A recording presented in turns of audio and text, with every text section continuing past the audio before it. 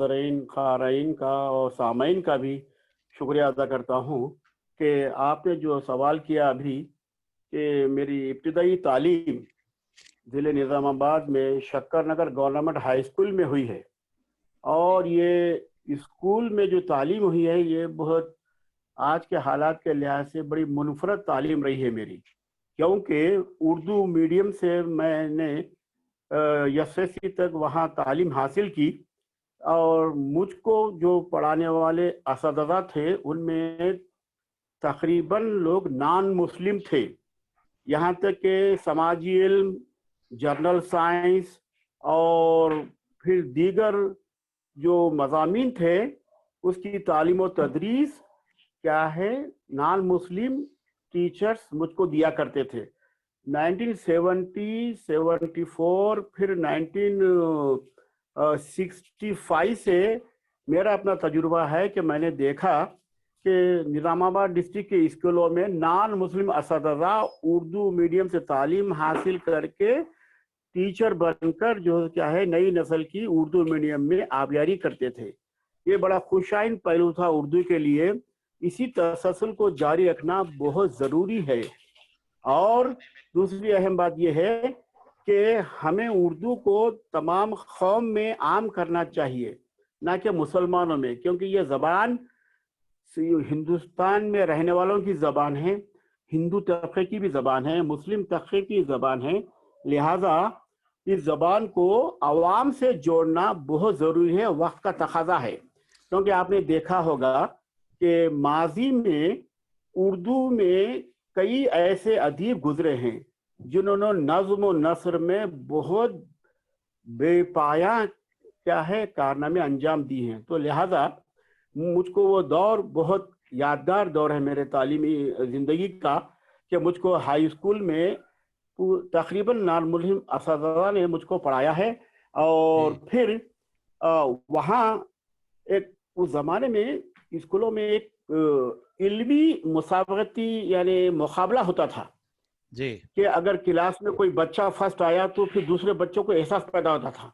तो इसलिए मैंने भी देखा कि क्लास में बाद बच्चे मार्क्स बढ़कर लाकर मॉनिटर बन रहे हैं, तो मेरे दिल में भी जज्बा पैदा हुआ। तो मैंने भी बहुत मेहनत की और मेहनत करके भी मैंने तकरीबन मज़ामीन में अच्छे मार्क्स से मैंने कामयाबी हासिल की है। वालिद साहब और आपके दादा वगैरह के बारे में कुछ तारुफ कराइए। वालिद साहब आपके? हाँ, मेरे दादा दरअसल हैदराबाद के रहने वाले थे और उस्मान अली पाशा का जो महकमा था सरफ़ खास उसमें हेड कांस्टेबल थे। और उस जमाने में सुनिए एक अहम बात यह है कि मेरे वालिद ने मुलाजिमत की तलाश में नलगोंडा भी गए थे। वालिद साहब का नाम बोलिए। लेकिन मेरे वालिद का नाम डॉक्टर मोहम्मद ख्वाजा अली साहब हैं और ये इंटरव्यू देने के लिए गए थे वहाँ रेवेन्यू डिपार्टमेंट में। तो जब मालूम हुआ कि भाई मुलाजिमत के बाद तनख्वाह कितनी मिलेगी, तो वहाँ उन्होंने बताया कि मुलाजिमत के बाद तनख्वाह माहाना 30 रुपये मिलेगी। हाँ। लेकिन जब फिर दूसरा इंटरव्यू का एक वसीला मिला निज़ामाबाद NSF निज़ाम शुर फैक्ट्री में जी, तो वहाँ जाकर उन्होंने इंटरव्यू दिया तो वहाँ तनख्वाह 40 रुपये थी। अच्छा, ये कौन से साल की बात होगी अंदाजा? ये 1955 की बात है। अच्छा, 56 की बात है ये। हाँ। तो उन्होंने इंटरव्यू दिया, लेकिन उस जमाने में गवर्नमेंट में तनख्वाहें कम थी और फैक्ट्रीज में तनख्वाहें ज्यादा थी। सिर्फ 10 रुपए के वास्ते मेरे वालिद ने फैक्ट्री यहाँ मुलाजिमत ज्वाइन की और यही उन्होंने क्या है 1993 में उन्होंने सुबुकदोश हुए। तो जमाने में निजाम शुगर फैक्ट्री के हालात कैसे थे? अच्छे थे? जी हाँ, बड़े अच्छा एशिया सवाल की आपने किया है। फैक्ट्री रही है जी हाँ, निजाम शुगर फैक्ट्री एशिया की बहुत अहम ये फैक्ट्री मानी जाती है जी। और इसके जो प्रोडक्शन शक्कर जो था शुगर ये तकरीबन पूरे एशिया में सप्लाई होता था, ना सिर्फ हिंदुस्तान में। और ये फैक्ट्री को जनाब मीर उस्मान अली खां पाशा ने 1939 में उन्होंने कायम किया जी। और फिर उस जमाने में क्योंकि उस दौर में ऐसे इंजीनियर थे, ऐसे ओहदेदार थे जो मुस्तकबिल पे उनकी नजर होती थी कि भाई मुस्तकबिल में अवाम को रियाया को क्या फायदे पहुंचेंगे। इस पे इस फिक्र के साथ उन्होंने फैक्ट्री कायम की। फिर 1925 में निजाम सागर कायम किया, हाँ क्योंकि जाहिर है फैक्ट्री को ज़राअत के लिए और फैक्ट्री के लिए पानी जरूरी था। तो 1925 में निजाम फैक्ट्री का आगाज हुआ निजाम सागर का। उसके बाद ये फैक्ट्री बनी, और इस फैक्ट्री के जरिए से मैं तो कहता हूँ कि ये शक्कर नगर जो कॉलोनी है, जो फैक्ट्री है, जी पूरे हिंदुस्तान में एक मिनी हिंदुस्तान था ये। हाँ क्योंकि यहाँ जो मुलाजिमत करने जो लोग आते थे वो मुख्तलिफ रियासतों के थे। यहाँ तक कि लखनऊ से आए, जी नागालैंड से आए, शुमाली हिंदुस्तान से आए, जनूबी हिंदुस्तान से आए, तमिलनाडु से आए, कर्नाटक से आए, केरला से आए। यानी मैं तो कहता हूँ कि जनाब अली के एक छोटा मैनी हिंदुस्तान, एक बहुत खूब। इत्तेहाद इत्तेफाक, गंगा जमनी तहजीब का एक मुरखा, एक मंबा था शक्कर नगर कॉलोनी। जी एक जी मिसाली कॉलोनी उस दौर में मानी जाती थी। हाँ लेकिन एक बात यह है कि इस कॉलोनी ने बड़ी पुरअमन कॉलोनी थी, बड़ी इक़दार और यकजहती वाली कॉलोनी थी ये, और शीर और शक्कर की तरह लोग घुल मिल के रहते थे बहुत खूब। वहाँ। तो उस्मान अली पाशा ने मस्जिद, मंदिर, चर्च, इन जी तमाम चीजों को उन्होंने कायम किया। तो हाँ बहरहाल मजहबी यकजहती, समाजी यकजहती, तमद्दुनी यकजहती और ऐसा यकजहती का एक मिसाल हिंदुस्तान में शक्कर नगर कॉलोनी को माना जाता है। डॉक्टर नाजिम और साहब, हम आप जानना चाहेंगे कि उस जमाने में आला तालीम बहुत मुश्किल थी। आपने शक्कर जी नगर और निजामाबाद वगैरह में तालीम हासिल की। अब आपके इंटरमीडिएट से लेके जो पीएचडी तक सफर रहा, उसके दौरान घर के हालात क्या थे, फिर कैसे आपने मेहनत से तालीम हासिल की? आप उर्दू में जेआरएफ इम्तिहान भी पास किए थे। ये सारी बंद तफसीलात कर इख्तिसार से बयान कीजिए। जरूर बंद कर दिया। हाँ जी, हाँ, आपने अच्छा सवाल किया। हम्म, क्योंकि उस दौर में क्या है, वालिदैन बड़े सलीके वाले होते थे। वो अपने बच्चों की तालीम के लिए बहुत फिक्रमंद रहते थे, जी कम खाते थे, अखराजात में कमी करते थे, लेकिन तालीम की तरफ बहुत तवज्जो देते थे। मेरी वालिदा और वालिद भी हमेशा, हालांकि जिंदगी के और भी शोबे हैं, लेकिन अपने बच्चों को ये तरबियत देते थे कि भाई तालीम हासिल करो, आला तालीम तक आप जाओ, जी क्योंकि आपका मुस्तकबिल रोशन होगा और दरख्शा होगा। तो ये तरबियत हमारे माँ बाप, हमारे बड़ों की थी। और माँ बाप जो है सो क्या है, बच्चों को जो है क्या है तालीम की तरफ राग़िब करने के लिए वो अपने जिंदगी की मिसालें भी देते थे। तो इस तरह से कम आमदनी में, कम जो है क्या है मईशत के बावजूद भी क्या है तालीम से बहरावर करने की फिक्र में माँ बाप रहते थे। और एक खास बात बताऊं कि बड़े लोगों में विल पावर बहुत ज्यादा था। जी वो अपने जहन, अपने जमाने से आगे सोचते थे।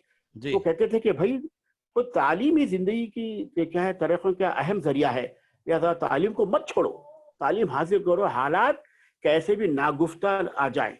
तो आपका लिहाजा मैंने भी इंटरमीडिएट मेरे डिग्री कहाँ पर हुआ, फिर बोलिए। इंटरमीडिएट डिग्री और यहाँ, एमए। जी जी हाँ, वो भी सुनिए कि जब 1974 में जब मैंने एसएससी पास किया, तो उसके बाद महाराष्ट्र में पीयूसी 1 ईयर था। जी यहाँ आंध्र प्रदेश में इंटरमीडिएट 2 साल था। जी तो मैं 1 साल बचाने के लिए जब मैं महाराष्ट्र का रुख किया जी धर्माबाद में, तो वहाँ एक कॉलेज में मैंने एडमिशन लेने की कोशिश की, एडमिशन फॉर्म भी दाखिल किया। सिर्फ वहाँ मसला ये रहा कि जब मैं फीस भरने से पहले वहाँ क्लास अटेंड किया, जी लेकिन वो क्लास में मैंने देखा कि इंग्लिश मीडियम से एक्सप्लेनेशन नहीं हो रहा था। जी तो जरा मुझको मुश्किल हुआ कि वो लोग मराठी से क्लासों में क्या है तफहीम और इफ़हाम का जो सो बंदोबस्त किया था उन्होंने। तो मैंने क्या किया कि भाई मराठी मुझको नहीं आती है, लिहाजा मैंने वही फीस के पैसे हाथ में लेकर डायरेक्ट शक्कर नगर आकर वाली से इजाजत लेकर हैदराबाद में गवर्नमेंट जूनियर कॉलेज चंचलगुड़े में मैंने दाखिला लिया। अच्छा, और वहाँ वहाँ असातिज़ा दाखिला कौन थे लेने के, आपके चंचलगुड़े कॉलेज में? जी हाँ, मेरे बड़े बड़े असातिज़ा थे साहब, बड़े इंस्पायर करने वाले असातिज़ा थे। मेरे जो प्रिंसिपल थे शमशेर अली साहब, मसरत शायर भी थे जी और बहुत बड़े दानिश्वर भी थे ये।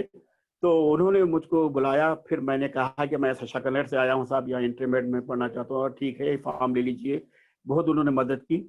और वहाँ एक ऐसा ग्रुप था मेरे लिए, आहा, कॉमर्स, इकोनॉमिक्स, ज्योग्राफी, उसमें मैंने दाखिला लिया। तो मेरे ज्योग्राफी के असatज़ा में परवेज साहब, शमशेर अली साहब, और इकोनॉमिक्स के असatज़ा में डॉक्टर मोहिउद्दीन क़ादरी ज़ोर के मंडले फर्जंद अलीउद्दीन क़ादरी साहब, जी जी हाँ, अलीउद्दीन क़ादरी साहब मेरे असatज़ा हैं। जी, और फिर उसके बाद महमूद अली नायक साहब, फिर उर्दू फसीउद्दीन साहब ने पढ़ाया मुझको, माशाल्लाह। और फिर उसके बाद इंग्लिश वर्मा साहब ने मुझको पढ़ाया इंग्लिश। कौन से तो इस ग्रुप से तरह से किए इंटर आप? PEG, क्या था वो कॉमर्स, मज़ामीन? इकोनॉमिक्स, अच्छा कॉमर्स, इकोनॉमिक्स, ज्योग्राफी, ज्योग्राफी। अच्छा, और डिग्री कहाँ से किए? डिग्री फिर उसके बाद देखिए ऐसा हुआ कि अल्लाह कैसे कैसा जहन में डालता है बच्चों के। मेरे माँ बाप से भी उनके मशवरा गाइडेंस लेते हुए जी, फिर मैंने गवर्नमेंट जूनियर कॉलेज चंचुगढ़ में इंटरमीडिएट की तालीम मुकम्मल करने के बाद अनुरोन डिग्री कॉलेज मलेपल्ली चला गया। अच्छा, तो वहाँ जाने के बाद मैंने फॉर्म लेकर वहाँ कॉलेज में सबमिट किया। तो देखिए कैसा जिंदगी बनती है। तो जब मैं फॉर्म में दरअसल फॉर्म में मैंने बीकॉम लिख दिया, जी, बीकॉम करना चाह रहा था, लेकिन वहाँ एक जब्बार साहब सुप्रीटेंडेंट साहब थे, जी, उन्होंने मशवरा दिया कि बाबा बीकॉम मत करिए आप, क्योंकि उसमें सूद का लेन देन का कुछ ऐसा कुछ तरगीब होती है, आप बीए कर लीजिए। तो मला साहब जी हैं साहब, आप जैसा फरमाएं उस पर अमल करूंगा। तो फौरन उन्होंने क्या है बीकॉम काट के उन्होंने बीए लिख दिया। तो अच्छा, अल्लाह के फजल से वहाँ जो बीए के जो असatज़ा मिले उनमें भी बहुत अच्छे माहिर तालीम थे, बहुत अच्छे जो है क्या है एक्सलेंट टीचर थे। कौन-कौन के थे? फारूकी साहब, हाँ, के फारूकी हिस्ट्री के, महबूब आलम साहब, जी, अफजल मैडम, और फिर उसके बाद वाचा साहब इंग्लिश पढ़ाते थे। जी, फिर political science public administration Abdul Qadir Sabri साहब थे, जी, आफ्ताब आलम साहब थे।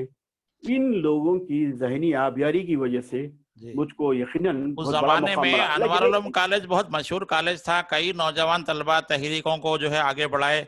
जलील पाशा वगैरह का भी नाम हम लोग सुनते हैं। कैसा माहौल था जी अनवर हाँ उलूम जी, कॉलेज का? बहुत अच्छा माहौल था साहब, इल्मी माहौल था। ये फसीउद्दीन और जलील पाशा, ये हम्म, लोगों में थोड़ा सा यूनियन एक्टिविटीज का जज्बा था। जी, और ये लोग जो है क्या है सियासी एतबार से उर्दू के मसाइल हल करने के लिए बहुत पेश रहते थे। जी, जलील पाशा का तो उर्दू ज़बान और अदब में बहुत बड़ा मुकाम है। जी। जलील पाशा को हम फरामोश नहीं कर सकते।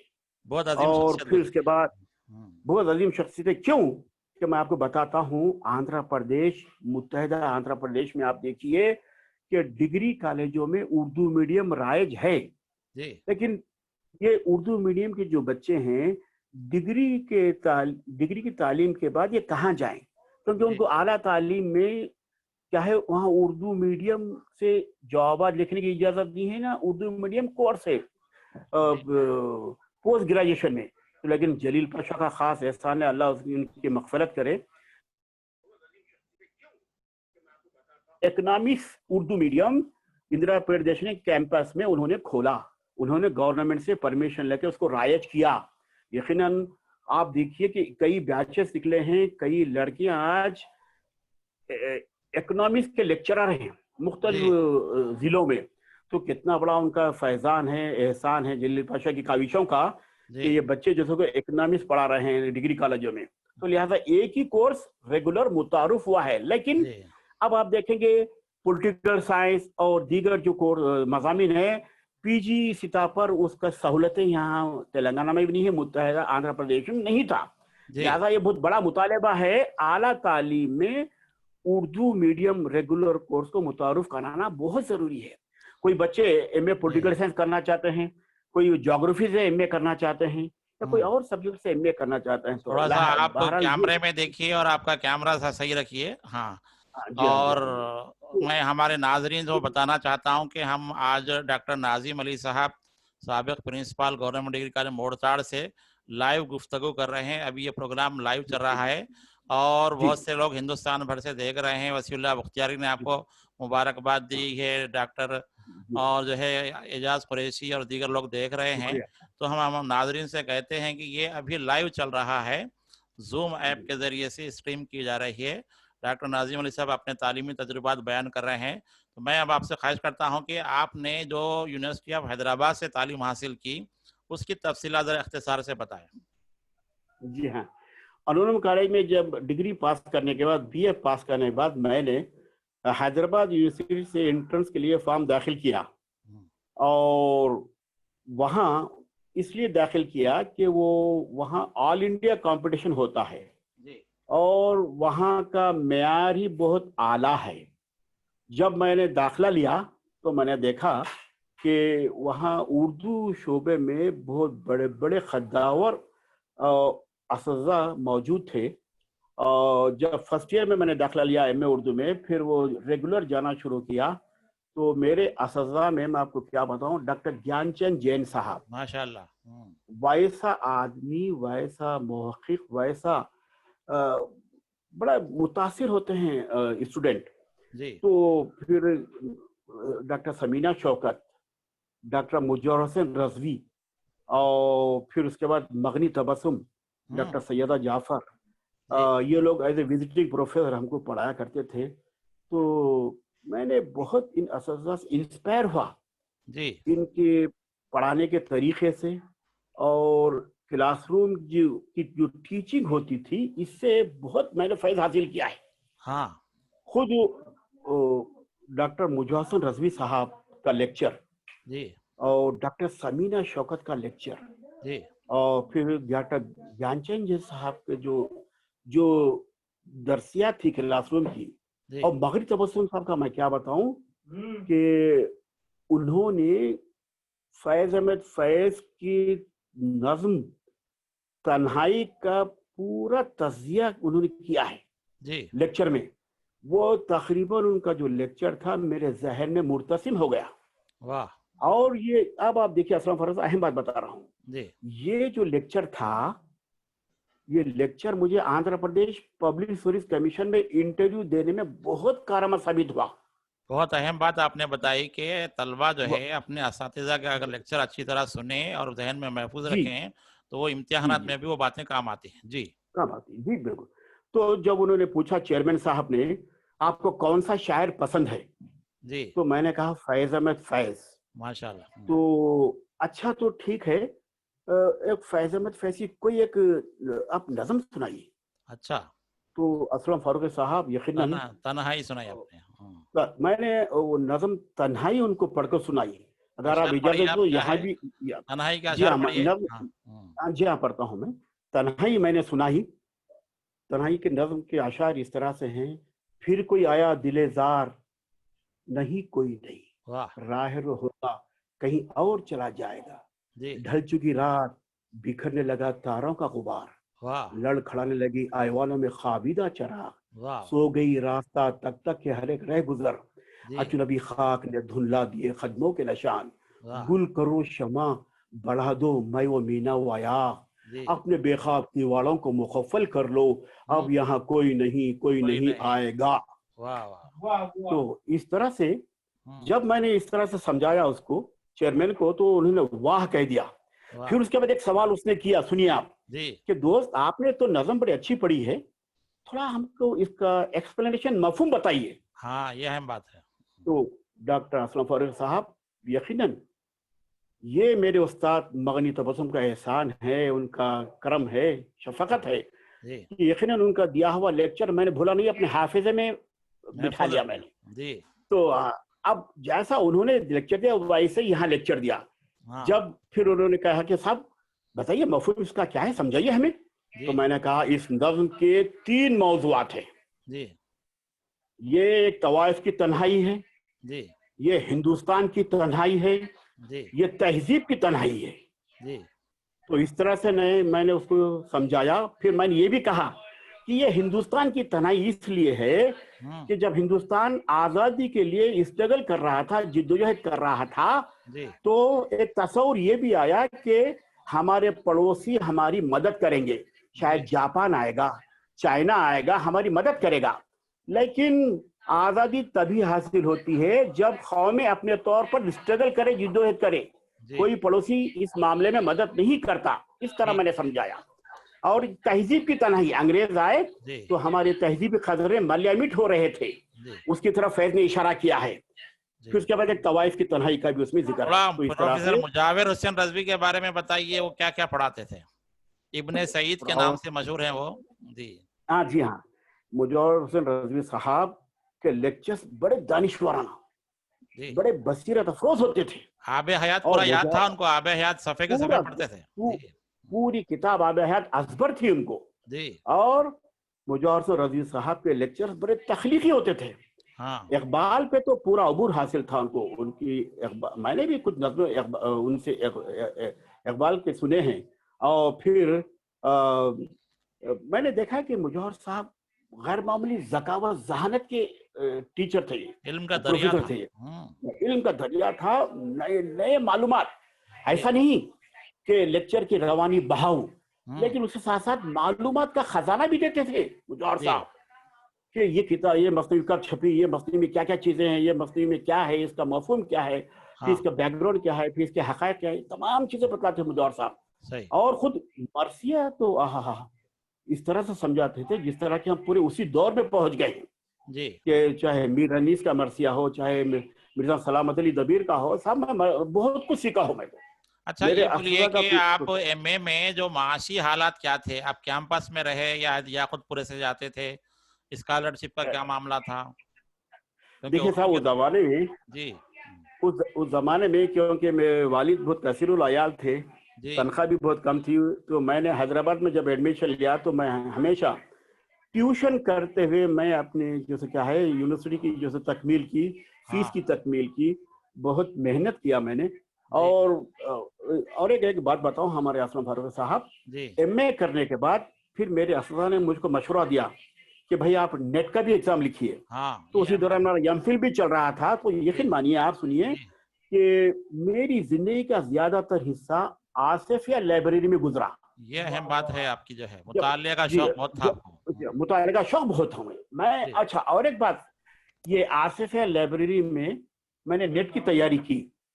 اور ڈاکٹر گیان چند جین صاحب شمالی ہند سے جتنی بھی رسائل نکلا کرتے تھے وہ حیدرآباد سینٹرل یونیورسٹی کی لائبریری میں منگواتے تھے. اچھا. تو ان رسائل سے استفادہ میں نے بہت کیا.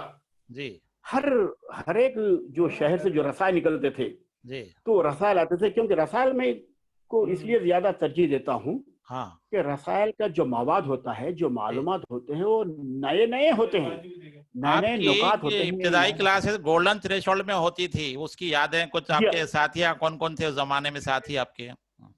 گولڈن تھریشولڈ ہمارے ساتھیوں میں بھی علمی کمپٹیشن بہت ہوتا تھا. ہاں، کون نام بولیے؟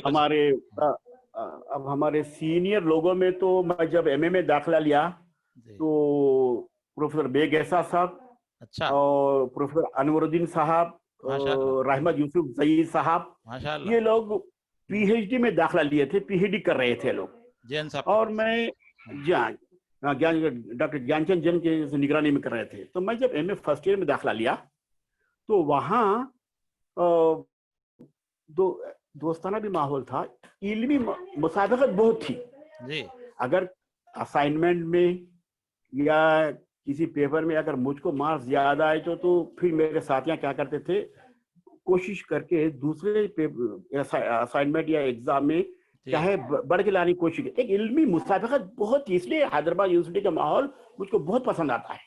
ایک بات میرا تجربہ بھی ہے، میں بھی حیدرآباد یونیورسٹی سے پڑھا ہوں، کہ اس شعبے سے جو کوئی بھی پڑھ کے نکلے ہیں زندگی میں کچھ نہ کچھ ترقی کیے ہیں، تو آپ کو بھی بہت فائدہ ہوا. جی اللہ کا فضل ہے. آج جو مقام حاصل کیا ہوں وہ اساتذہ کی دین ہے. اور ایک اسلم فاروق صاحب ایک بات بتاتا ہوں کہ اس زمانے میں یو جی سی کی جانب سے نیشنل ایجوکیشنل ٹیسٹ ہوتا تھا. اچھا جی. تو اس کے لیے یقین مانیے کہ یوسف سرمس نے بتایا کہ رزلٹ آیا تو حیدرآباد سے صرف ایک ہی بچہ سلیکٹ ہوا. ہاں، وہ آپ تھے. تو وہ آپ تھے. یوسف سرمس نے کہا، مجھ کو نہیں معلوم، میں تو رزلٹ دیکھ لیا، خاموش بیٹھ گیا، خوش ہوگا. یوسف سرمس صاحب نے کہا کہ حیدرآباد سے اس سال ایک ہی بچہ سلیکٹ ہوا. تو ناظم علی صاحب وہ آپ ہیں، بڑی خوشی ہوئی. इस तरह से। और एक अच्छा खास बात है आपका, सफर का, हाँ बोलिए।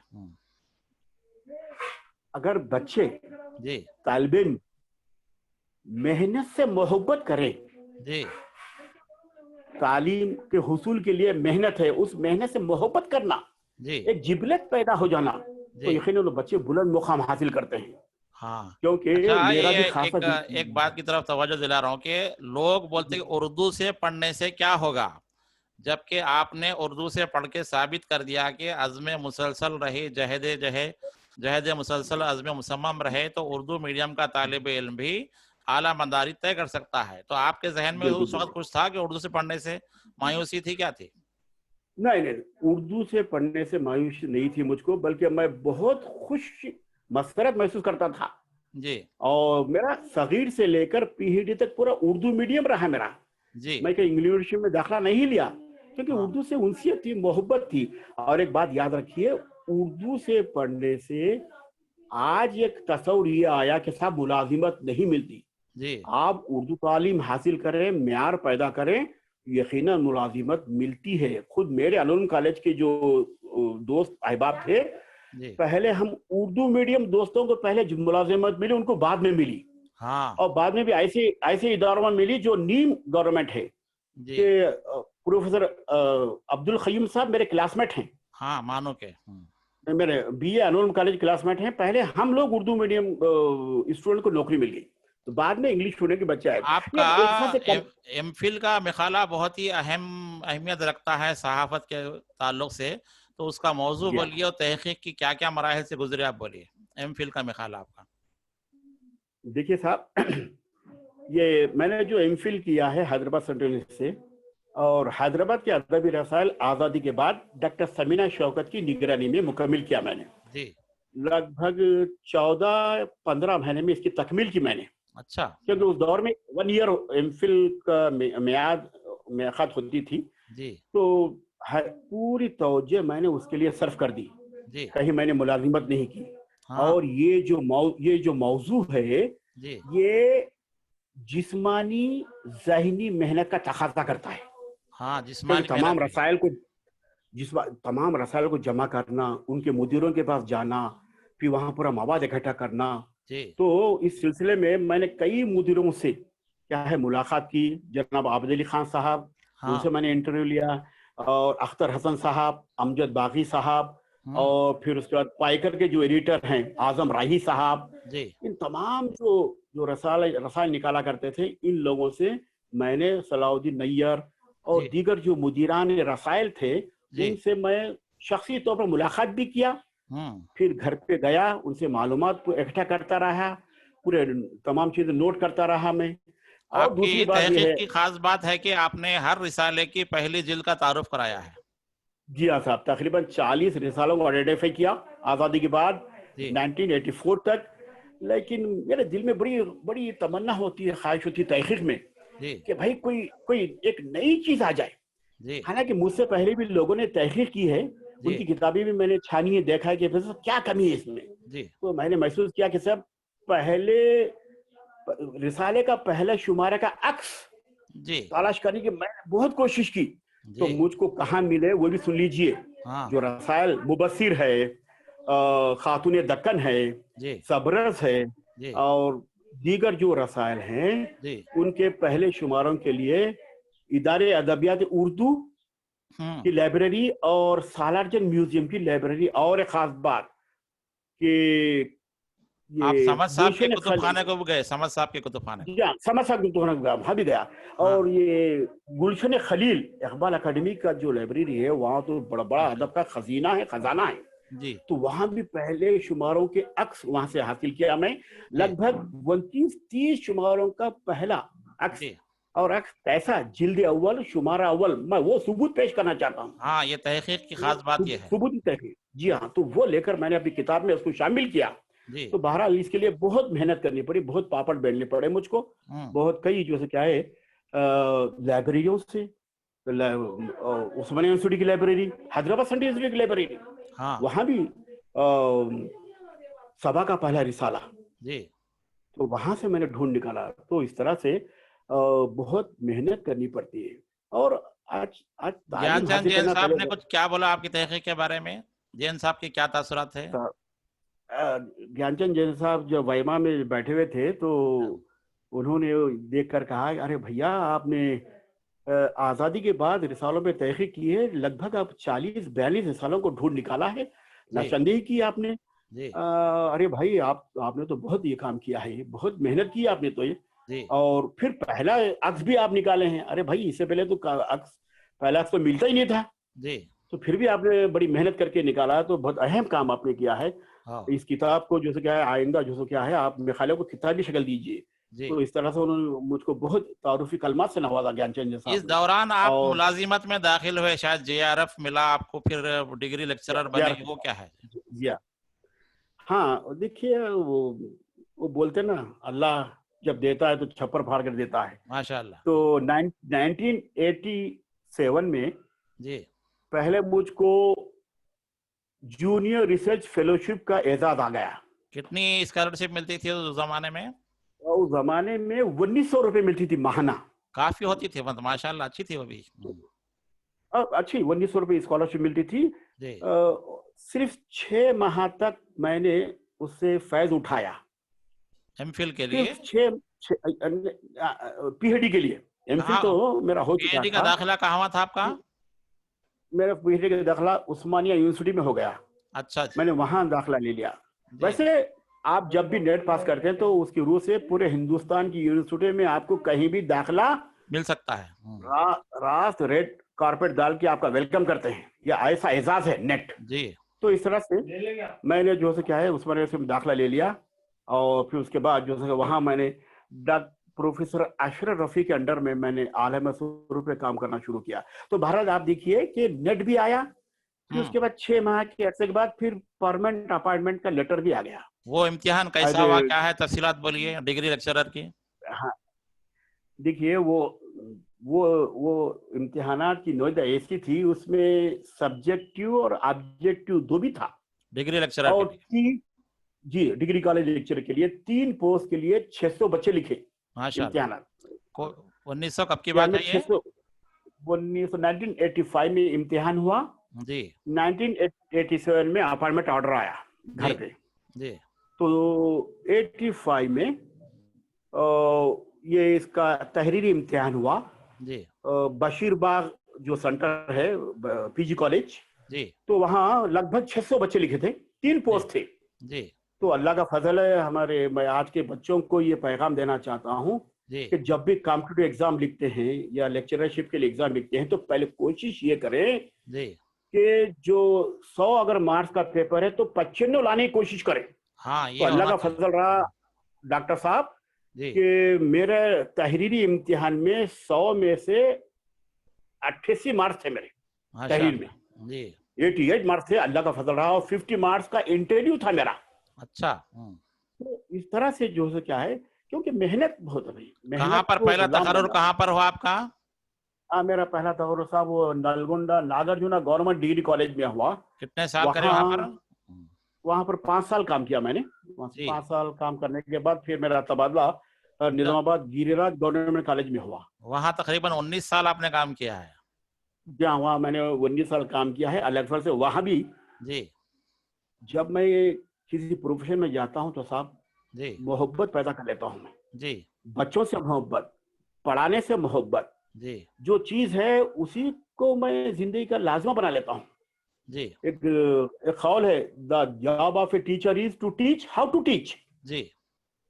The job of a teacher is to teach how to teach. उस जमाने में तो गिरिराज कॉलेज में बहुत ज्यादा तालिब इल्म दाखिला लेते थे, बहुत मशहूर था कॉलेज बहुत। जी हाँ जी हाँ।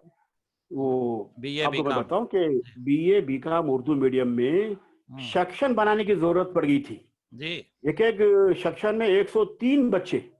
अच्छा बीए में 130 तक जो क्या है इतनी तादाद भी आई थी बीए में। जी बीकॉम में भी 50, 80, 88। हाँ फिर ज्यादा सीट्स के लिए state council of higher education से परमिशन लेना पड़ता था डीडी बन के। जी तो इस तरह से ऐसा कंपटीशन चलता था, रिकमेंड आते थे, एमएलए के फोन आते थे एडमिशन के लिए, बीए उर्दू मीडियम के लिए, कॉलेज बीकॉम उर्दू में मीडियम के लिए। पढ़ाने के अलावा और क्या क्या जिम्मेदारियां निभाई आप? क्या क्या जिम्मेदार थे कॉलेज में?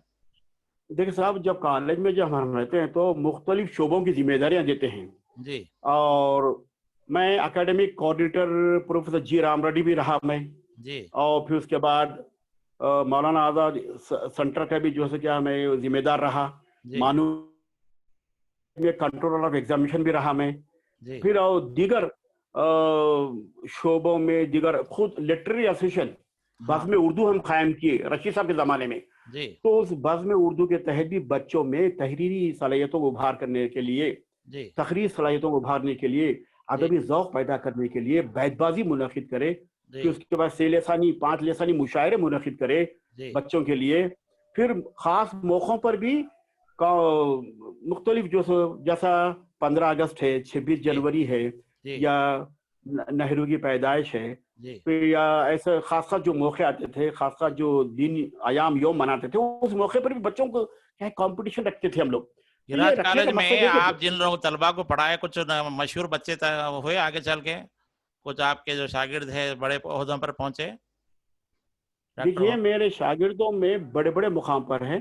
खुद जी मैं जब नलगोंडे में जब बीए के जो स्टूडेंट को पढ़ाया था, उनमें से आज बड़ी खुशी है। जी देखो उस्ताद को कब खुशी हासिल होती है रूहानी के उसका तालिब इल्म एक बड़े मुकाम पर पहुंच जाए, जब भी बहुत खुशी होती है। तो आज वो मोहम्मद गौस साहब जो माशाल्लाह सेक्रेटरी तेलंगाना उर्दू एकेडमी के जो से क्या है सेक्रेटरी और जो से क्या है डायरेक्टर बन गए हैं, हाँ तो यकीनन एक रूहानी खुशी मुझको हासिल हुई है। उस्ताद क्या जी चाहता है जी भाई, बच्चे बड़े मुकाम पे रहे तो वही उसकी कमाई है, हाँ बड़े आला मुकाम पर हासिल पहुंच जाए बच्चे और आला खिदमत अंजाम दे, तो वही उस्ताद की रूहानी खुशी है। उस्ताद वही फील करता है, तो उसके बच्चे आला मुकाम पे रहे। तो अल्लाह का जी फजल है कि नलगोंडे में हो, निजामाबाद में हो हमारे जी असलम फारूकी साहब, मेरे शागिर्द हुमेरा कहीं ना सईद भी कहीं। आपकी शागिर्दा है संगारेड्डी जी हाँ, कॉलेज मेरा का सही जो मैं गिरिराज कॉलेज में पढ़ाया हूँ, वो भी जी बड़ी अफसाना निगार भी हैं और अच्छी जो है क्या स्कॉलर है अदब की वो। जी और फिर जी अब बच्चे बड़े मुकाम पे हैं और बड़ी खुशी होती है मुझको सुन के कि आपका जी शागिर्द वहाँ है साहब, आपका शागिर्द वहाँ है। खुद जमात इस्लामी मलिक मोतसिम खान जी और ख्वाजा नसीरुद्दीन ये मेरे शागिर्द हैं, पहला माशाल्लाह बैच। जी जी अल्लाह का फजल है, ये बच्चे आला आला मुकामात पे ओहदों पे फायद रहकर मुल्क को कौम की एहसन अंदाज से खिदमत अंजाम दे रहे हैं। तो यही जी बड़ी खुशी होती है मुझको बहुत। सही जी आप इसी जी दौरान में पीएचडी किए थे आलम सरूर पे, तो जी हाँ। सरूर साहब के ताल्लुक से आपकी तफसीलात बोलिए क्या क्या है। देखिए आलम सुरूर उर्दू ज़बान अदब का बहुत बड़ा दानिश्वर है वो, जी दीदावर एक नक़ाद है वो आलम सुरूर। जी और मैंने 93 और 94 में 2 मरतबा उनसे वहाँ उनके घर पर जाकर मिला हूँ मैं। जी तो ये शख्सियत इसलिए मुझको मुतासिर की जी कि तमाम नक़ादों में इनकी ज़िंदगी, इनका तनक़ीद का अंदाज़ जी बड़ा मुनफ़रद है, जी बड़ा मुनफ़रद है। इसलिए मुनफ़रद है कि ये शख्स अपनी पूरी ज़िंदगी ज़बान और अदब और तनक़ीद के लिए वक़्फ़ कर दिया। जी और मैंने देखा, और एक ख़ास बात यह है कि आलम सुरूर उर्दू ज़बान और अदब में जो मुक़ाम हासिल किए हैं, जी वो मैंने पढ़ा है कि ये टाइम टेबल के लिहाज से अपने तमाम सरगर्मियों को मुक़र्रर करते थे। जी तदरीस का वक्त, तदरीस के बाद अंजुमन की जिम्मेदारियां, हाँ अंजुमन की जिम्मेदारियों के बाद दोस्तों से मिलना, फिर उसके बाद अपने लिखने का वक्त। तो जी 24 घंटे में इनका अपना टाइम टेबल बन गया था। हाँ और एक खास बात यह है हमारे डॉक्टर असलम फारूकी साहब, जी ये आलम सुरूर जिंदगी बदायूं में पीलीभीत में पैदा हुए, पूरा बचपन पूरा लड़कपन पूरा मुझको याद है। और जी जाहिर है आम बच्चों की तरह ये भी मेले ठेलों में, दरगाहों में, खवालियों में वगैरह में जाते करते थे। फिर मुख्तलिफ मकामात पे, क्योंकि वालिद इनके पोस्ट मास्टर थे, तो जी मुरादाबाद मुख्तलिफ इलाकों में इनका जैसे क्या है तालीम हुई। तकरीबन 4-5 स्कूलों की टीसी इनके यहाँ है। जी तो बहरहाल ये मुताले के जरिए से बहुत बड़े नक़द बने हैं। जी और इनकी तनक़ीद की खास खूबी यह है साहब, सुन लीजिए, जी म्याना रवी, जी एतदाल, इंतहा पसंदी इनके यहाँ कहीं भी नहीं है। कहीं नहीं और ये अदब में पहले अदबियत को देखते हैं, जी फिर उसके बाद समाजी माहौल के देखते हैं। जी तो इसलिए आलम इकबाल सुरूर को की, भी मुतारिफ कराने में सरूर साहब का बहुत अहम रोल रहा है। जी हाँ, इकबाल पे भी बहुत कुछ लिखा है उन्होंने, इकबाल की अज़मत, उसके फ़िक्र व फ़न पे भी बहुत कुछ उन्होंने मज़ामी लिखे हैं, मक़ाले लिखे हैं। जी। तो इस तरह से इनका बहुत बड़ा मुक़ाम है हमारे अच्छा, आलम हम मसरूर का। आपके अब उर्दू के तसनीफ़ और तालीफ़ के सिलसिले के बारे में आपने दौरान जो है तालीम लिखना शुरू किया, कब से लिखना शुरू किया? मज़ामिन लिखते रहे आप अखबारात में? देखिए, हुँ, जी हाँ, मैं असल 1983 से ही जी, मैं लिखना शुरू किया। जी, पहला अखबार है जिसमें मेरी तख्लीक़ात शाही व रोज़नामा सियासत हैं। जी, तो उस ज़माने में पहले कुछ सियासत फोरम में, फिर जी, उसके बाद दीगर कॉलम में, सियासत का हर कॉलम मैंने टच किया है। जी, संडे संडे एडिशन में, फिर उसके बाद ख़वातीन कॉलम में, ख़वातीन एडिशन में जी, मैं लिखता रहा। और ख़ास तौर पर मेरे ज़्यादातर मज़ामिन सियासत में शाये हुए हैं। जी, और अब आप जानते हैं सियासत की खूबी क्या है। अगर जी। सियासत में कोई भी छप जाता है तो उसका म्यार एक बन जाता है। ये हाँ, तसव्वुर है समाज में। सियासत जैसे क्या है, एक शिनाख्त है आपका समाज, नाम यहाँ मशहूर के होगा माहौल। डॉक्टर नाज़िम अली निज़ामाबाद के नाम से, सियासत में। जी हाँ, जी हाँ, जी हाँ। तो इस तरह से सियासत मुनसिफ इन अखबारात में मैंने बहुत कुछ जी। लिखा। आपका वीडियो रुक गया, ज़रा 1 मिनट आपके वो वीडियो को ऑफ करके ऑन करने की कोशिश बोलिए बच्चे को। कैमरा वीडियो कैमरा जो है, एक मर्तबा बंद अवेश करके अवेश खोलने के लिए। वीडियो रुक अवेश गया वीडियो आपका। रुका। हुँ। आपका वीडियो एक मर्तबा ऑफ करके ऑन करो बोलो। ऑफ करके ऑन करो। खाली अभी अभी वीडियो। कर रहे हैं अभी। हाँ, फिर से अब जी आ जी रहा। जी। हाँ, तो अभी जो है आपसे सियासत अखबार में आप माशाल्लाह लिखते रहे, फिर ये मज़ामीन की जी हाँ। इशाअत का सिलसिला कैसे हुआ उर्दू अकेडमी की किताबों का? अच्छा, ये खास अहम बात ये है साहब कि ये ऐसा तो मुहरिका ऐसा नहीं है कि पहले से, क्योंकि वो कहते हैं ना कि दिल पे जो गुजरती है हम रहम करते रहेंगे। जी, तो मैं तो लिखता रहा पहले से, लेकिन बाद में मुझको नहीं मालूम था। जी, बाद में मालूम हुआ मुझको कि साहब उर्दू एकेडमी में भी क्या है, किताबों की इशाअत के लिए क्या है, 12,000 रुपये 15,000 रुपये कुछ इमदाद देती है। तो मेरी पहली किताब 2005 में आईने असर के नाम से आई है। अच्छा, मज़ामीन और की। इसको हुँ, मज़ामिन, जी, मज़ामिन ही पूरी लिखा हूँ मैं। हाँ, तो कुछ रिपोर्टाज भी लिखा हूँ मैं। जी, तो उसके बाद दूसरी किताब आईने असर है। ये किताब बड़ी मशहूर हुई है। इस पे तकरीबन न्यूजीलैंड से, जी, पाकिस्तान से तबसरे भी आए हैं। हाँ, न्यूजीलैंड से खालिदा महमूद ने फ़ोन पे बात की है मेरे से जी, कि ये किताब बड़ी अच्छी है, इसमें आपने असददा पर बहुत तनकीद कर दी है।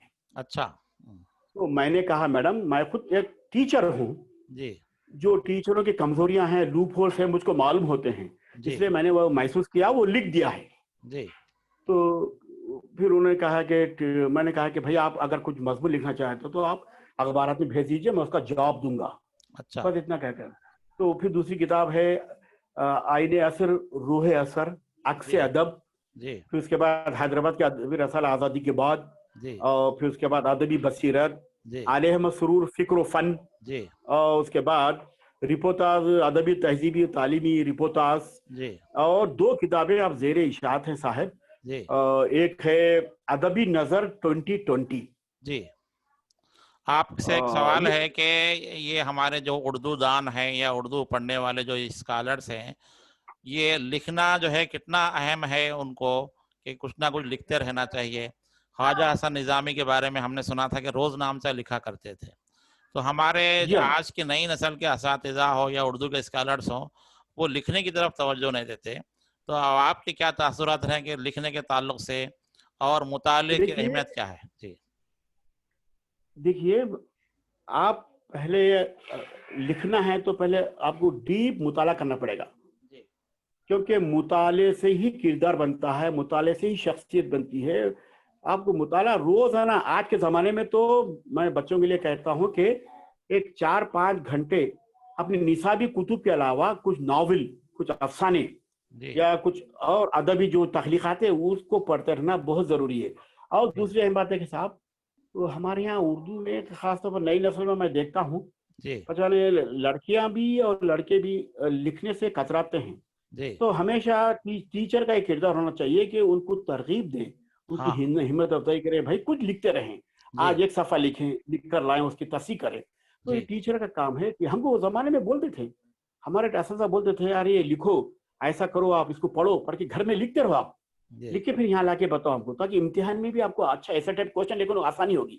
जी उस जमाने में ऐसे टाइप क्वेश्चन होते थे, जी तो हमारे اساتذہ हमको तरकीब देते थे। तो जी। टीचर क्या है, तरकीब देना बच्चों को कि आज कुछ लिख के लाइए, उसकी आपने तस्दीक करना। मादरी जबान में पहली जमात से पीएचडी तक तालीम हासिल की और आला जी मुलाजिमत पे पहुंचे, जिंदगी में खुशहाली देखी। मौजूदा जी जी, अल्लाह जमाने में चूंकि लोगों का जहन बदल गया है, उर्दू मादरी जबान बोलते तो है लेकिन अंग्रेजी मीडियम में तालीम को तरजीह दे रहे, तो ये आज जैसे नई कौमी तालीमी पॉलिसी में भी कहा गया कि इब्तदाई तालीम मादरी जबान में होना, तो अब मादरी जबान के ताल्लुक से मौजूदा ज़माने में जो सूरत हाल है उर्दू के हवाले से, इसके बारे में क्या ख्याल है आपका कि तालीम उर्दू में होना चाहिए या अंग्रेजी में होना चाहिए? देखिए साहब, तारीख शाहिद है, जी अब जितने भी थिंकर्स फिलोसोफर्स की जिंदगी का अगर आप मुताला करेंगे तो वो लोग पहले अपनी मादरी जबान में तालीम हासिल करें।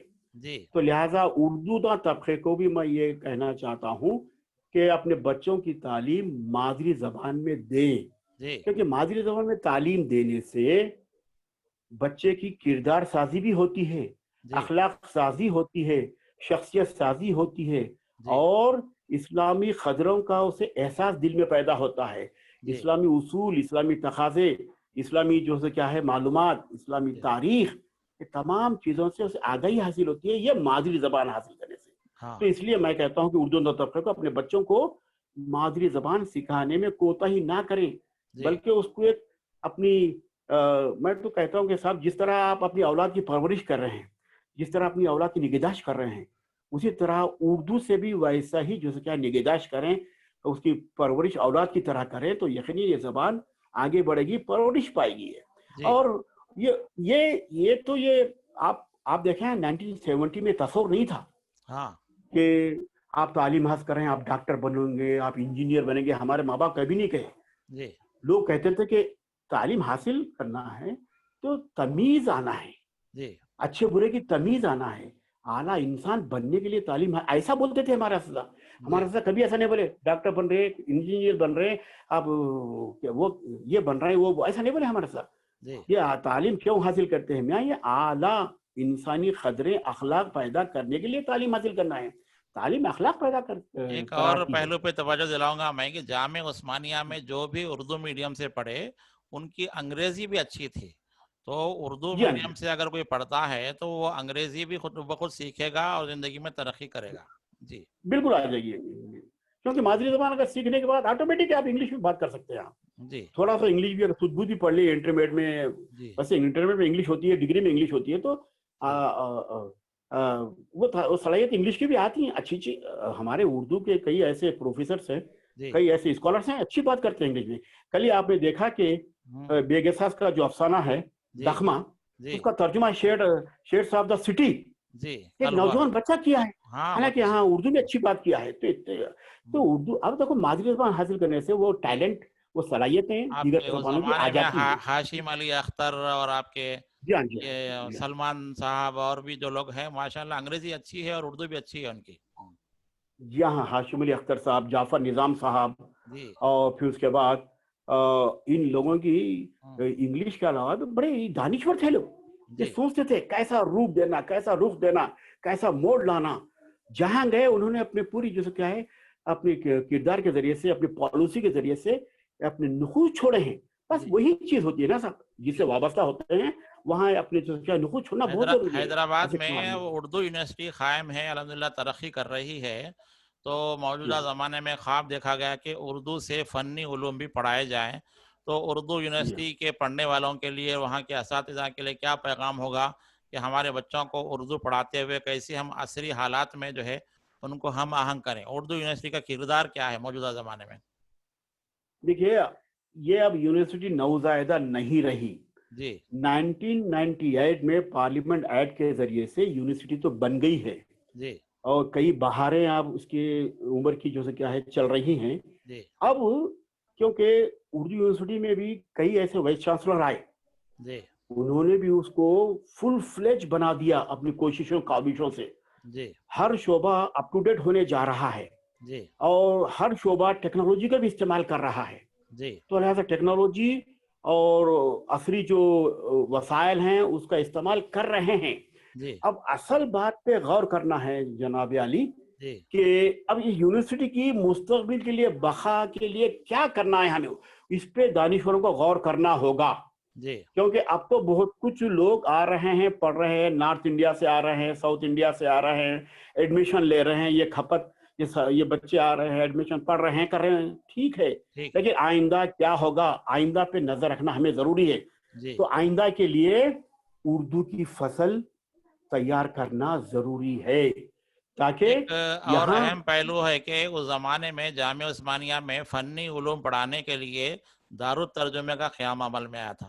تو کیا جی موجودہ زمانے میں اردو یونیورسٹی کے لیے ضروری ہے کہ کامرس ہے, سائنسی علوم پڑھانے کے لیے پھر سے ایک مرتبہ دارالترجمہ کا احیاء کیا جائے اور ملک بھر سے, دنیا بھر سے اچھے مترجمین کو لیا جائے تاکہ نئے علوم کو ہم اردو میں اصطلاح سازی کے ساتھ شامل کر سکیں؟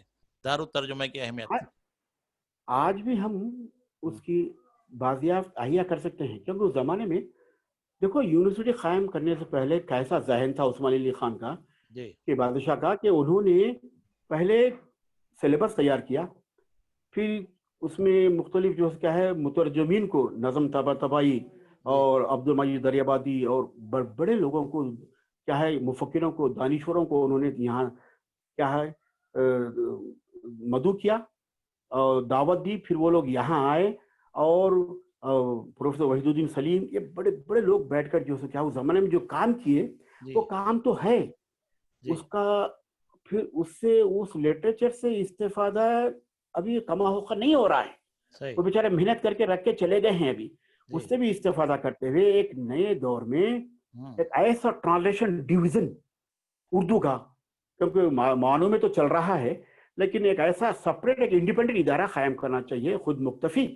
تاکہ وہ آزادانہ طور پر بیٹھ کے جو کیا ہے مختلف علوم و فنون, ٹیکنالوجی کا, انجینئرنگ کا اور اس کا میڈیسن کا, ان تمام کتابوں کا جو کیا ہے ترجمہ کرنے کے لیے ایک بہت بڑے ادارے کی حیدرآباد میں ضرورت ہے, تاکہ ماضی کی بازیافت بھی ہو جائے اور ملک میں اردو کے بڑے بڑے مفکرین اور بڑے بڑے دانشور ہیں, ترجمہ کی صلاحیت رکھتے ہیں. تو اس طرح سے اسی نہج کا ادارہ آج بھی عصری انداز اگر حیدرآباد میں قائم ہو جائے تو تمام علوم و فنون کا جو کیا ہے ترجمہ ہو سکتا ہے. اردو اور کے طلباء حوالے کے سے لیے ایک سوال ہے آپ سے, اردو کے حوالے سے, کہ جب تلنگانہ بنا جو ہے 2 جون 2014, تو اس کے بعد سے ہم دیکھ رہے ہیں کہ تلنگانہ میں اردو میں بات کرنے والے بڑھ رہے ہیں اور دیگر احباب بھی جو ہے اردو میں بات کر رہے ہیں, لیکن ان کو اردو سکھانے کے لیے اور تلنگانہ میں اردو کا ماحول عام کرنے کے لیے ہم کیا کر سکتے ہیں؟ دیگر ابنائے وطن کے ساتھ ہم اردو میں بات کریں, ان کو اردو میں پیغامات لکھیں اور ان کو اردو سکھائیں. ایک زمانے میں آپ جانتے تھے کہ سیاست اخبار سب لوگ پڑھتے تھے, اور آج جو ہے تلنگانہ میں پھر سے اردو کا ماحول بن رہا ہے. ہمارے چیف منسٹر صاحب اردو میں اچھی بات کرتے, تلنگانہ کے اضلاع میں لوگ اردو بات کر رہے, تو ان کو اردو رسم الخط سکھانے کے لیے, اردو زبان سکھانے کے لیے ہم اردو والے کیا کر سکتے ہیں؟ دیکھیے, ہمارے چیف منسٹر صاحب نے اردو کو ریاست کی دوسری سرکاری زبان انہوں نے بنا دیا, جیو بھی جاری ہو گیا, اور پھر اس کے بعد میرا تو ہمیشہ یہی ایقان ہے, یہی تصور ہے کہ اس زبان کو تمام طبقات سے جوڑنا ضروری ہے, کیونکہ یہ زبان کسی کی ذاتی میراث نہیں ہوتی, یہ کسی کی اون پراپرٹی نہیں ہے. زبانیں تو سب کی ہوتی ہیں صاحب, تو اس زبان کو دوسرے دیگر طبقات میں بھی عام کرنے کی بہت ضرورت ہے, اور اس کے لیے مختلف جو کیا ہے پلان یا مختلف اسکیمات اگر شروع کریں تو یہ اب, کیونکہ پہلے زمانے کی جو نسل تھی غیر مسلموں کی, وہ اچھی طرح سے اخبار پڑھتے تھے. آج بھی چند لوگ ہیں ریاست تلنگانہ میں, کیونکہ یہ نظام عثمانی بادشاہ کا علاقہ ہے, حیدرآباد دکن, آج بھی ہیں, کرناٹک میں ہیں, تھوڑے بڑے بزرگ لوگ ہیں, مگر نوجوان نسل میں بھی اس کو عام کرنے کی ضرورت ہے. اس کے لیے ترغیب دینا بہت ضروری ہے, اس کو عوامی زبان بنانا ضروری ہے. اس کے لیے ہمیں کوشش کرنا چاہیے. اب ایسے تو بہت سی چیزیں ہیں, لیکن اردو اکیڈمی ریاست تلنگانہ بھی اگر ہندوؤں میں بھی اردو کو عام کرنے کے لیے اگر اقدام اٹھائے تو یقیناً یہ تاریخ ساز کارنامہ ہوگا. اور ایک دوسری اہم بات کہ पूरे तेलंगाना में, क्योंकि केसीआर साहब उर्दू के हमदर्द हैं, उर्दू जी के बेहिखा हैं, वो उर्दू से इश्क भी रखते हैं वो।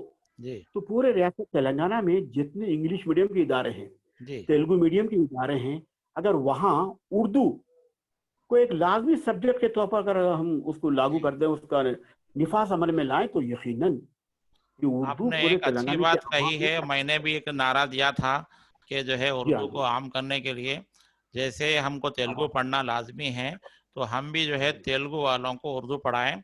इसके लिए रजाकाराना तौर पर उर्दू के असातिज़ा जो है ये स्कूलों में जो है कुछ क्लासेस लें।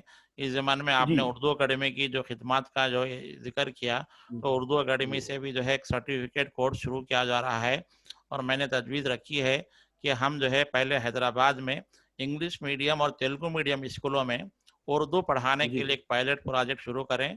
फिर उसको जो जी है हम जो है रियासत में आगे बढ़ाएंगे, और टिमरिस के नाम से जो इदारे हैं वहाँ पर भी उर्दू एक मजमून है, तो उर्दू जो है पढ़ाई जा रही है। लेकिन हमारे जो वालिदैन हैं उनकी जिम्मेदारी है कि घर में भी और एक मजमून की शक्ल में, मैंने कहा कि एसएससी जी में इंग्लिश मीडियम के साथ उर्दू अगर रहा तो वो उर्दू मीडियम की पोस्ट पर भी तकर्रुर हो सकता है। तो हो सकता है जी तेलुगु हाँ उर्दू एकेडमी और हमारी इज्तिमाई जो काविशों से हम तेलंगाना में उर्दू का माहौल जो है आम कर सकते हैं। उर्दू जी एकेडमी जी की जो और जो दीगर खिदमात है, इसके बारे में आपकी क्या राय है उर्दू एकेडमी के देखिए, जरिए? ये वैसे तो Mohammad Ghaus secretary director Urdu academy जब ओहदे पर उन्होंने फायज हो गए, तो यकीनन कुछ एक तख्लीकी अंदाज से वो सोच रहे हैं, हमारे मोहम्मद रहीमुद्दीन अंसारी साहब चेयरमैन साहब भी, कि मैंने देखा कि तख्लीकी अंदाज से सोच रहे हैं कि किस तरह से नई नई स्कीमात को हम जो क्या है उजागर करें। तो अब ये ओहदे पे फायज होने के बाद हमारे मोहम्मद गौस साहब ने मुख्तलिफ सर्टिफिकेट कोर्सेज के लिए मानू से उन्होंने माहिदा किया, उस्मान यूनिवर्सिटी से उन्होंने माहिदा किया, फिर वेबसाइट उन्होंने जारी किया, और दीगर जो से क्या है नई नई स्कीमात अब मुतारुफ हो रही हैं, और उस पर अमल आवरी के लिए बड़े फिक्रमंद रहते हैं दोनों भी, चेयरमैन साहब भी हमारे मोहम्मद रहीमुद्दीन अंसारी साहब, मोहम्मद गौस साहब। तो बहर अब उर्दू अब एक खुशाइंद एक दौर और एक शुरू हो गया है कि उर्दू अब क्या है तरक्की तरक्की सिमत अब गामजान हो रही है उर्दू अकेडमी के इस क्या है डायरेक्टर के किरदार से, चेयरमैन के किरदार से। अब ऐसा महसूस होता है कि अब ये एक डायनेमिक अंदाज से इसको आगे बढ़ाने की कोशिश में लगे हुए हैं, और काम भी अलग तरह से हो रहा है। फिर आलमी कॉन्फ्रेंस भी जो है इंशाल्लाह ये कोरोना वायरस के खात्मे के बाद जो है क्या है इनकी अज़्म है, इनका इरादा है कि एक आलमी कॉन्फ्रेंस, हैदराबाद में जो कॉन्फ्रेंस हुई है, एक बड़ी आलमी कॉन्फ्रेंस भी मुनक़िद होने वाली है, और खुद अनकरीब जो है क्या है एक गूगल मीट 18 तारीख को जो है क्या है एक बहुत बड़े जो है क्या है वेबिनार होने वाला है। तो बहरहाल ये देखो, आदमी ओहदे पे फायज होता है, फिर उसकी पहचान उसके कारनामों से होती है, काम से होता वरना है। काम से होती है, कामों काज से होती है। तो इस तरह से जब काम अगर होगा तो यकीन उर्दू का तो उसकी क्या है तारीख साफ अहमियत हो जाएगी। तो एक और मोहम्मद गौस साहब पहलू की और तरफ जो आपकी तवज्जो दिलाऊंगा कि मौजूदा ज़माने में नौजवानों को रोज़गार के मसाइल बहुत है। अब जी सबको हाँ जी हाँ सरकारी मुलाजिमत नहीं मिल सकती। हुकूमत चाह रही है कि नौजवान को जो हुनर सीखें और हुनर के ज़रिए से वो रोज़गार हासिल करें। तो आप जो जी हाँ है जी। नौजवानों को क्या मशवरा देंगे कि हुनर सीखने के लिए क्या करना चाहिए? देखिए साहब, तालीम किसी भी जबान में हो, आप देखिए हम उर्दू वाले हमेशा रोजगार का ही रोना रोते हैं, जी अरे उर्दू से क्या, वो उर्दू से पढ़ने से रोजगार नहीं मिलता। आप देखिए तमिल वाले कभी बोले, जी केरला वाले कभी बोले, मलयालम वाले, मराठी वाले कभी बोले, आज तक कभी नहीं सुना। हालांकि कई स्टेट को मैं गया हूँ, कभी जी वहाँ के लोग साहब तमिल पढ़ने से रोजगार नहीं मिलता। हम उर्दू वाले रिवायती रोना कब तक रोएंगे हम? जी अरे भैया, आपने जो कहा कि उर्दू से भी तालीम हासिल करो, और आपको हुनर है, जी टेक्निक है, वो हुनर भी सीखो, आप को जी ट्रेनिंग लो आप। मुख्तलिफ जो से क्या है हुनर की चीज़ें हैं, शॉर्ट टर्म जो कोचिंग होती है, जी हाँ कंप्यूटर की कोचिंग होती है, और जी दस्तकारी की कोचिंग होती है, अलग फल से आज बहुत कुछ उसमें इन्वॉल्व होना। जी हमारे लोग ऐसा है कि मेन स्ट्रीम में जाना नहीं चाहते। अरे जी वहां भी तो तुम्हारा रिजर्वेशन है, 4% है, वहां भी ट्रेनिंग हासिल करो। सिर्फ उर्दू उर्दू उर्दू को तो हासिल करो भाई, उर्दू में तालीम जारी रखो, जी रखते हुए जैसे क्या है ये तमाम हुनर को टेक्निक को सीखो, ताकि जी आपकी माशी जरूरत भी पूरी हो सके। اور اردو کیا کے بات ذریعے ہے بھی کہ معاشی ہمارے ضرورت ہے. نوجوان جو مسلمان نوجوان خاص طور سے IAS کی جانب راغب نہیں ہو رہے، جبکہ ہم حالیہ میں دیکھیں کہ کشمیر سے، بہار سے، UP سے نوجوان IAS منتخب ہوئے. تلنگانہ سے فیصد بہت کم ہے. تو یہاں جو ہے نوابی دور ہے اور لوگ بیرون ملک جانا چاہتے ہیں لیکن IAS کرنا نہیں چاہتے. اس بارے میں آپ کی کیا رائے ہے؟ یہ مسلم قوم کا ہندوستان میں بہت بڑا المیہ ہے، ٹریجڈی ہے صاحب. جی میں ہمیشہ غور و فکر کرتا ہوں. آپ دیکھیں پہلے زمانے میں ہماری قوم سے کتنے کلکٹر ہوتے تھے، جی کتنے کمشنر ہوتے تھے. 1956 سے آپ اندازہ لگا لیں، 55 سے 52 سے. جی لیکن اب عصری دور کا یہ المیہ ہے کہ صاحب ہمارے بچے، یہ جی بچوں میں سے احساس کمتری نکل جانا چاہیے. جی صاحب محنت آپ کریں گے تو اللہ آپ کا مقدر سنوارتا ہے، جی لیکن احساس کمتری کو نکالنا بہت ضروری ہے. یہ جی بچوں میں آ گیا ہے کہ احساس کمتری نہیں ہونا چاہیے بچوں میں. جی کیونکہ ہم IAS کہاں پڑھیں گے، بڑی محنت کرنا پڑتا ہے، بڑا اس کے لیے وسائل ہونا پڑتا ہے، پھر پیسے ہونا پڑتا ہے. دیکھو یہ باتیں اپنی جگہ ہے، لیکن اگر آپ مصمم ارادہ کر لیں تو ہماری قوم کو میں یہی جو کیا ہے کہنا چاہتا ہوں کہ صاحب آپ کیوں کہ ہمارا تھنک ٹینک میں کوئی حصہ آج نہیں ہے. پہلے زمانے میں ملک کے مقدرات میں، پالیسی سازی میں، پالیسی اداروں میں مسلمانوں کا اہم رول رہا ہے. آج ہر قوم کی صلاحیتیں الگ الگ ہوتی ہیں، تو اس قوم کی جو صلاحیتیں ہیں اس سے خاطر کا استفادہ نہیں کیا جا رہا ہے. تو لہٰذا بچوں سے کہتا ہوں کہ صاحب ڈگری کے بعد IAS IPS سول سروس میں ایڈمیشن لے اور کوچنگ حاصل کریں اور محنت کر کے یقیناً ایک مقام بنائیں، تاکہ تمہارے اپنے پالیسی، تمہارے اپنی جو کیا ہے لیاقت و قابلیت و صلاحیتوں سے کیا ہے ملک کی تقدیر سنور جائے، ملک جو کیا ہے فروغ پائے، ترقی کرے. تو ہمیشہ کہتا ہوں بچوں کی کلاسوں میں کہ کم سے کم جو کیا ہے سول سروس تو آپ اپیئر ہو جائیں، ڈگری کے بعد سول سروس کریں. تو یہ جی ہر لیکچرر بھی جو کیا ہے کم سے کم بولتے رہیں. پتہ نہیں چند بچوں کے ذہن میں اگر بات آ گئی تو یہ بچے جو آگے بڑھ کر جو کیا ہے IAS IPS کلکٹر بن کے جو جی. کیا ہے قوم کی خدمت انجام دے ایک اور سکتے ہیں. سوال اور آپ سے ہے کہ مشاعروں کی جو تہذیب ہے، تو آج کل جو مشاعرے بہت ہوتے ہیں، آن لائن بھی ہو رہے ہیں، تو یہ اردو کو فروغ دینے میں یہ ہمارے مشاعرے کس حد تک جو ہے فائدہ مند ہیں مشاعرے؟ دیکھو صاحب، یہ مشاعرے جو ہے ہمارے تہذیب کا حصہ ہے، اردو تہذیب کا. یہ اب سے نہیں، میر تقی میر غالب کے زمانے سے چلتے آ رہے ہیں. مشاعروں کی محفلیں ہوتی ہیں اور ہونا بھی چاہیے، کیونکہ مشاعرے منعقد کرنے سے شعراء میں محرکہ پیدا ہوتا ہے، اور جو جی شاعر نہیں ہے ان کے دل میں بھی ایک جذبہ پیدا ہوتا ہے کہ ارے صاحب میں بھی شاعر بن کے کچھ محفل میں آ کے کچھ پڑھوں. تو جی لہٰذا اس طرح کے مشاعروں کی محافلیں منعقد کرنا یقیناً اردو زبان ادب کے فروغ کے اہم ذریعہ بن سکتے ہیں اور بن رہے ہیں. بڑے بڑے مشاعرے ہو رہے ہیں. یہ اور بات ہے کہ کلام معیاری ہے یا کلام معیاری نہیں ہے تو یہ جی الگ موضوع ہے، لیکن مشاعروں کی ایک تاریخ ہے صاحب، بہت بڑا جی سبجیکٹ ہے یہ. مشاعرے منعقد کرنا، جی مشاعرے پڑھنا جی. اردو زبان و ادب کے فروغ کے لیے، ترقی کے لیے اہم ایک وسیلہ اور اور ذریعہ سوال بھی آپ سے ہے کہ ہے. ہم اردو تو بات کر رہے ہیں، ماشاءاللہ مادری زبان والے ہیں، لیکن اردو رسم الخط جو ہے لوگوں سے نکلتا جا رہا ہے. نوجوان بچے اردو پڑھنا نہیں جانتے، اخبارات بند ہو رہے ہیں، سائن بورڈ پہ اردو نہیں ہے، فون میں بھی انگریزی استعمال ہو رہی. تو اردو رسم الخط کو بچانے کے لیے کچھ تجاویز کیا ہے آپ؟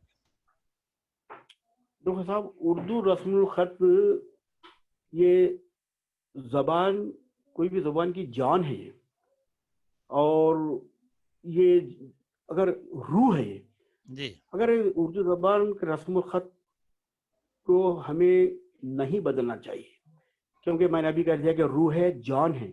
تو اس جی رسم الخط کو ہم اس کی حفاظت کے لیے، اس کے تحفظ کے لیے میں نے ابھی کہا کہ صاحب اس کو نوجوان بچوں میں اور نئی نسل میں عام کر کے رہنا چاہیے. میں تو ہمیشہ یہی بھی کہتا ہوں، ہمارے اسلام فاروقی صاحب، جی اس کی بقا کا دار و مدار نئی نسلوں پہ ہے. جی میں تو کہتا ہوں کہ یہ گرما کے جو تعطیلات ملتے ہیں، جی کہ گرما کے تعطیلات میں اپریل اور مئی کے ماہ میں جی یہ جن کو اردو آتی ہے خاندان میں، گھروں میں، وہ بچے بچیاں اپنے بھائیوں کو جن کو اردو نہیں آتی، اپنی بہنوں کو جی یقین مانیے اگر آپ اردو پڑھا دیں، جی یہ بہت بڑا روحانی تحفہ ہے. جی بچہ کبھی نہیں بھولتا. جی آپ بریانی کھلاؤ، اب اچھے کپڑے پہناؤ، یہ بھول جاتا ہے بچہ. جی لیکن آپ ایک زبان اردو سکھا دیں بچے کو، اس کے الفابیٹ سکھا دیں, اس کو لکھنا پڑھنا سکھا دیں, تو جی کیا ہے وہ ایک روحانی خوشی بھی محسوس کرتا ہے. وہ جی بچہ بولتا ہے کہ یہ میرے دیدی مجھے یہ لینگویج سکھائے, میرے جی بھائی مجھ کو یہ لینگویج سکھائے. تو نئی نسل. اور پھر اور ایک بات, آج کے زمانے میں صاحب اولاد کی طرح اردو زبان سے اگر محبت کریں گے اردو والے, تو یقیناً اس کا رسم خط بھی عام ہوگا اور اردو زبان اور ادب کو بھی بہت زیادہ فروغ ہوگا. جی ماشاء اللہ, بہت اولاد کی اچھی طرح محبت. تفصیلی گفتگو رہی آپ سے. تو یہ جو موجودہ حالات ہے کرونا میں, لوگ گھروں میں بند رہے, تو جی یہ وقت اللہ تعالیٰ نے دیا ہے تو اس کا ہم کو استعمال بھی کرنا چاہیے. تو یہ جو جی ہاں جی ٹیکنالوجی کا جو فروغ ہے, آپ نظام آباد میں ہیں, میں حیدرآباد میں ہوں, اور ہم لوگ جو جی ہے گزشتہ آدھے گھنٹے سے 1 گھنٹے سے علمی گفتگو کیے ہیں. تو یہ جو جی اس طرح کے وسائل ہیں اس کو ہم اختیار کرنا چاہیے, اور ہمارے سماج میں جو دانشور طبقہ ہے ان کے جی تجربات جو ہے ہم سوشل میڈیا کے ذریعے لوگوں تک پہنچانا چاہیے. تو آج جو ہماری آپ کی گفتگو رہی, اس بارے میں آپ کا ایک پیغام کیا ہے, اس سے پہلے کہ ہم اپنا انٹرویو ختم کریں؟ تو آپ کیا کہنا چاہیں گے کہ موجودہ حالات میں ہم کو جو ہے وقت کی قدر کیسے کرنا, اور حالات کا کیسے سامنا کرنا, اور یہ جو آن لائن وسائل ہے اس کے فائدے کیا ہیں؟ جی. دیکھیے وہ اب حالات کا تقاضا تو یہ ہے کہ صاحب اب اردو والے اور زیادہ جو ہے کہ باشعور ہو گئے ہیں, جی کیونکہ اب اپنے وقت کا صحیح استعمال بھی ہو رہا ہے.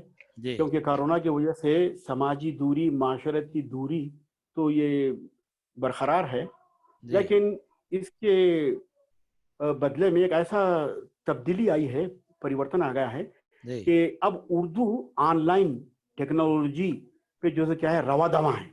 جی کہ خواجہ اکرام NCPL کے جو ڈائریکٹر تھے وہ بھی جو ہے کیا ہے مختلف زوم میٹنگ, جی گوگل میٹنگ اور on line classes, on line lecture, on line extension lecture, یہ جی پورے ملک میں جو ہے ایک پورا اردو کا ٹیکنالوجی کا ایک جال, ایک نیٹ جو کیا ہے وسط آ گیا ہے. جی تو بڑی خوشی ہے اردو کے لیے کہ صاحب یہ بھی ایک ذریعہ ہے اردو کے فروغ کا, جی اردو کو کامن بنانے کا, عوام سے مربوط کرنے کے لیے. تو جی اس طرح سے ان ذریعوں کا استعمال جی بہت ضروری ہے.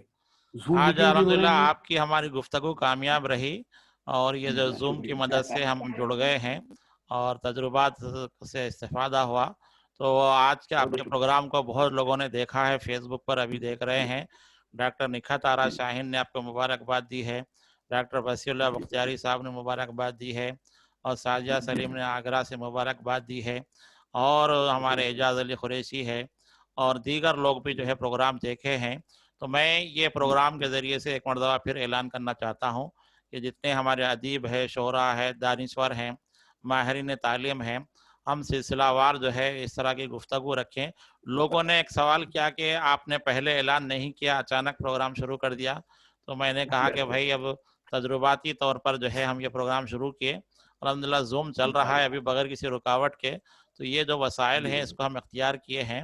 تو میں ڈاکٹر ناظم علی صاحب کا شکریہ ادا کرتا ہوں, اور امید کرتے ہیں کہ ڈاکٹر ناظم صاحب اردو میڈیم سے پہلی جماعت سے PhD تک تعلیم حاصل کریں, اور یونیورسٹی آف حیدرآباد سے وہ GRF رہے اردو کے, پھر آپ ڈگری لیکچرر اپائنٹ ہوئے, پھر 19 سال گریراج کالج میں, پھر 6-7 سال پرنسپال رہے موڑساڑ کالج میں, وہاں آپ نے کالج کو ترقی دی, اور ریٹائرمنٹ کے بعد بھی جو ہے آپ ادبی انجمنوں میں شرکت کر رہے ہیں اور اردو کو فروغ دے رہے ہیں. اور آپ کچھ, اچھا یہ ایک بات یہ بھی ہے کہ آپ کو جو ایوارڈس ملے ہیں اس کا ذکر کیجئے, کون کون سے ایوارڈ ملے آپ کو؟ دیکھیے ایوارڈ تو بہت ملے ہیں. بیسٹ ٹیچر ایوارڈ بھی ملے ہیں اردو اکیڈمی سے, گورنمنٹ سے بھی ملے ہیں, commissioner of collegiate higher education سے بھی. پھر اس کے بعد 2 جون 2017 کو تلنگانہ فارمیشن ڈے کے موقع پر یہاں نظام آباد سے مجھ کو ایوارڈ ملا ہے, بیسٹ لٹریری پرسنالٹی ایوارڈ. اور اس کے علاوہ اردو اکیڈمی نے حال میں لائف اچیومنٹ ایوارڈ بھی مجھ کو سرفراز کیا ہے. تو اللہ تعالیٰ سے دیکھو ایوارڈ خود پیچھے آنا ہے, ایوارڈ کے پیچھے ہم بھاگا نہیں ہے. تو یہ میرا خیال ہے, یہ میرا نظریہ ہے. ایوارڈ کے پیچھے آتے ہیں ہر اچھے کام کرنے والے کے لیے, اچھے جو کیا ہے کارنامے انجام دینے کے لیے, اچھے اقدامات کرنے والے کے لیے ایوارڈ پیچھے بھاگ جاتے ہیں. ایوارڈ کے پیچھے وہ نہیں جانا چاہیے. تو اس طرح سے, اور دوسری اہم بات یہ ہے کہ ہمیں کام سے مطلب ہے, ہمیں ایوارڈ سے مطلب نہیں ہے. جی تو یہ چیز کیا ہے, کام کی دھن جی سوار ہونا چاہیے, کام سے محبت رہنا چاہیے, کام محنت سے محبت اگر کرتے ہیں تو یقیناً اعلیٰ مقام زندگی میں حاصل ہو سکتا ہے. ایک سوال جو ہم اردو اور والوں کو کرنا چاہیے تھا، اقبال ہمارے پاس ایک سرمایہ کی شکل میں ہے، کلام اقبال. آپ بھی آئیڈیا کلام آئیڈیا اقبال ماشاءاللہ بہت کچھ اچھا پڑھے ہیں، کچھ ایسے اشعار سنائیے اقبال کے جو نوجوانوں کو فائدہ دیتے ہیں، جیسے دیا رے اس میں اپنا مقام پیدا کر. جی اقبال کے تعلق سے. اقبال کے یہاں تو تقریباً تمام نظمیں، تمام اشعار میں نوجوانوں سے بھی مخاطب ہے اقبال، پھر انسانیت سے مخاطب ہے. تو اقبال ترقی کے لیے تو بہت کچھ انسانیت کو ترغیب دیتے ہیں اپنے نظموں کے ذریعے سے. میں کہاں رکتا ہوں عرش و فرش کی آواز سے، مجھ کو جانا ہے بہت اونچا حد پرواز سے، تو شاہین پرواز ہے کام تیرا، تیرے سامنے آسماں اور بھی ہیں، نہیں ہے تیرا لشمن خست سلطانی کی گنبد پر، تو شاہین بسرا کر پہاڑوں کی چٹانوں پر. اور پھر اقبال نے نرم دم گفتگو، گرم دم جستجو، رزم یا بدم ہو، پاک دل و پاک باف، کیسی کیسی باتیں اقبال نے کی ہے. یہ سب انسانیت کو ترغیب دی ہے. اقبال نوجوانوں کے لیے بہت کچھ لکھا ہے. کئی ان کے جو ہے ایسی نظمیں ہیں. تو پھر اقبال کا وہ شعر عمل سے زندگی بنتی ہے، جنت بھی اور جہنم بھی، یہ خاکی اپنی فطرت میں نہ نوری ہے نہ ناری ہے. تو عمل ہی سب کچھ ہے. اچھے اعمال، صالح اعمال، نیک اعمال، یہ اسے دنیا اور آخرت بھی سنورتی ہے. تو اقبال نے بہت اچھے اچھے اشعار کہے ہیں. اقبال نے کوئی سور لطیفہ کے ذریعے سے پیغام دیا ہے انہوں نے. پھر اس کے بعد پھر نیا شوالا، اور اس کے ذریعے تو ہندوستانی قوم کو آج بھی ترغیب دینی چاہیے. نیا شوالا ہو، ترانہ ہندی ہو، اور ایک گنگا تہذیب. ہاں پھر اس کے بعد مختلف یہ گلشن ہے، اس گلشن کی آبیاری کے لیے تمام پھولوں کی حفاظت کرنا بہت ضروری ہے. ان کی تہذیب، ان کی زبان، ان کا کلچر. تو ایسے اقبال نے بھی اچھے اچھے اشعار کہے ہیں کہ پھر ان کا شعر کہ اقبال سارے جہاں سے اچھا ہندوستان ہمارا، ہم بلبل نہیں اس کی یہ گول سیتا ہمارا. صاحب یہ اشعار تو خرابے بھی چلے گئے ہیں. راکیش شرما نے وہاں سے کہا تھا نا اندرا گاندھی کو کہ ہندوستان کیسا لگ رہا ہے، تو سارے جہاں سے اچھا ہندوستان لگ رہا ہے. تو ایسے اقبال کے یہاں بہت کچھ ہے. عمل کی تلقین ہے، اخلاق کی تلقین ہے، نیکی کی تلقین ہے.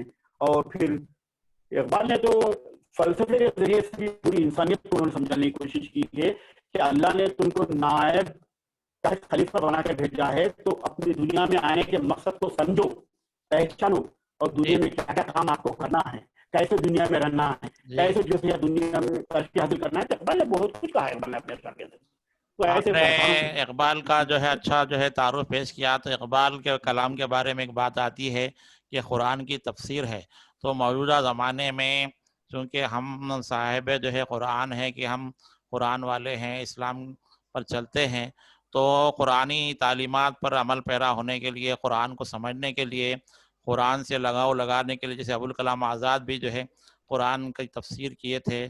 تو ہمارے پاس ایک ایسا دین ہے جو دنیا اور آخرت میں ہم کو کامیابی دلاتا ہے.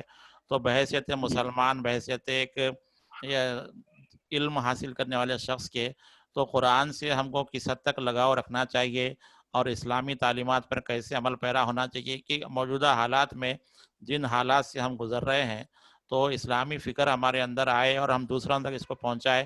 اس کی اہمیت کیا ہے قرآن سے ہمارا لگاؤ؟ کیونکہ انسان اب دنیا میں آیا ہے تو اس کی اپنی ایک مذہبی کتاب ہے اور اس کا اپنا ایک مذہب ہے. تو آپ کا آڈیو رک گیا ہے، تھوڑا سا پن دبائیے اس کو.